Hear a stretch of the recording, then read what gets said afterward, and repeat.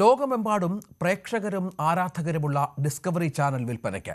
ഡിസ്കവറിയും news ചാനലടക്കമുള്ള അനുബന്ധ ചാനലുകളും മൊത്തമായോ ഭാഗികമായോ വിൽക്കാനാണ് തീരുമാനമെന്ന് വാർണർ ബ്രദേഴ്സ് അറിയിച്ചു. അമേരിക്കൻ മാധ്യമരംഗത്ത് പുതിയ മാറ്റങ്ങൾക്ക് വഴിവെക്കുന്ന തീരുമാനം US രാഷ്ട്രീയത്തിലും പ്രതിഫലിക്കും. ഭൂഖണ്ഡങ്ങളുടെ അതിർവരമ്പുകൾ ഭേദിച്ച് ആരാധക ഹൃദയങ്ങളിൽ ഇടം പിടിച്ച ഡിസ്കവറി ചാനൽ, സ്വീകരണമുറികൾ കീഴടക്കിയ ജനപ്രിയ ചാനൽ വിൽപ്പനയ്ക്ക് വയ്ക്കുകയാണ് വാർണർ സഹോദരങ്ങൾ. താൽപ്പര്യമുള്ളവർക്ക് കമ്പനി മൊത്തമായോ ഭാഗികമായോ വാങ്ങാം എന്നാണ് പ്രഖ്യാപനം. സ്ട്രീമിംഗ്, പ്രൊഡക്ഷൻ എന്നീ വിഭാഗങ്ങളും കേബിൾ ടെലിവിഷൻ ബിസിനസ്സും വെവ്വേറെയാക്കാനുള്ള വിഭജന തീരുമാനവുമായി മുന്നോട്ടു പോകുമെന്നാണ് പ്രഖ്യാപനം. വാർണർ ബ്രോസിന്റെ ഡിസ്കവറിയുടെ ഉടമസ്ഥതയിലാണ് pictures, DC studios, CNN news channel എന്നിവ.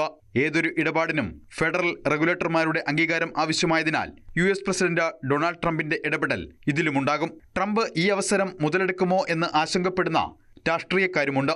അതിന് കൃത്യമായ കാരണങ്ങളുമുണ്ട്.